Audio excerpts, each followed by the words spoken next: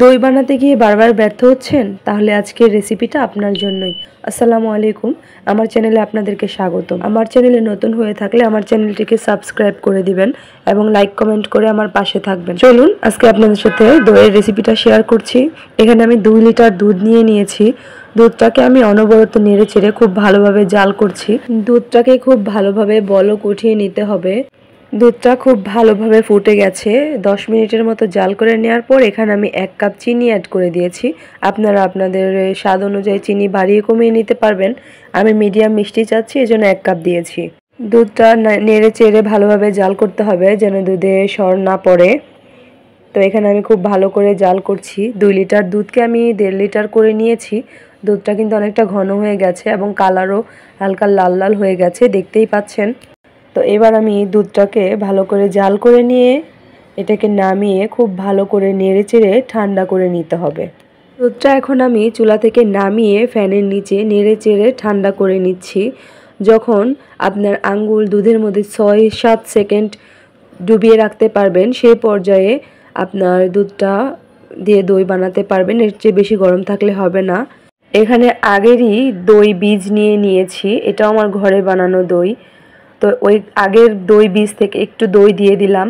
যেই পাতিলে আমি দইটা বসাবো সেই পাতিলে তো এখানে একটু দুধ দিয়ে আমি এই দইটার সাথে ভালোভাবে নেড়েচেড়ে মিশিয়ে দিচ্ছি। এবার আমি পাতিলটা ভরে দুধ দিয়ে দিচ্ছি যতটুকু আমি দুধ বসাবো। আজকে আমি শুধু মাটির পাতিলেই না, এই ট্রিক্সটা ফলো করে আপনারা প্লাস্টিকের বাটিতে অথবা কাচের বাটিতে, যেই বাটিতেই খুশি আপনারা বসাতে পারবেন, সেইভাবেই কিন্তু দই হবে। তো এই যে দেখেন, আমি এখানে প্লাস্টিকের বাটিতেও কিন্তু সেম প্রসেসেই দইটা পেতেছি। তো এবার এই 2টা বাটিকে ঢাকনা দিয়ে খুব ভালোভাবে ঢেকে দিতে হবে যেন ফাঁকা না থাকে। এবার দইটা জমার জন্য ভারী একটা টাওয়েল, কাঁথা অথবা কম্বল দিয়ে এটাকে ঢেকে রাখতে হবে খুব ভালোভাবে, যেন কোনো বাতাস চলাচল করতে না পারে। এরকমভাবে এটাকে ঢেকে দিচ্ছি আমি। দেখেন, আমি সুন্দর করে পেঁচিয়ে ঢেকে দিয়েছি যেন কোনো পাশ থেকেই এটার ভিতরে হাওয়া আলো বাতাস না ঢোকে। এখানে আমি 7.5 ঘন্টা পরে চলে আসছি। আপনারা একটু বেশি রাখার চেষ্টা করবেন, অনেক রাত হয়ে গিয়েছিল, সেই জন্য আমি এটা বের করে ফ্রিজে রেখে দিচ্ছি। তারপরেও দেখেন দইটা কত সুন্দরভাবে সেট হয়ে গেছে। আপনারা কমপক্ষে 8 ঘন্টা রাখার চেষ্টা করবেন। আমার 7.5 ঘন্টায় জমে গিয়েছে দইটা। সারা রাত দইটা ফ্রিজে ছিল। তো সকালে আমি দেখেন দইটা কেটে নিচ্ছি, কত সুন্দর করে জমেছে আর একদম ফ্রেশ, কোনো ভেজাল কেমিক্যাল কোনো কিছু নেই।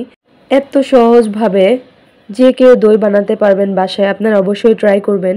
আর এই রেসিপিটা একদম নো ফেল রেসিপি। আপনাদের দই জমতে বাধ্য আপনারা যদি সেম প্রসেস ফলো করেন। তো আপনাদের যদি আমার ভিডিওটা ভালো লাগে, এরকম সহজ সহজ রেসিপি পেতে আমার চ্যানেলটিকে অবশ্যই সাবস্ক্রাইব করে রাখবেন এবং আমার পাশেই থাকবেন। সবাইকে অসংখ্য ধন্যবাদ।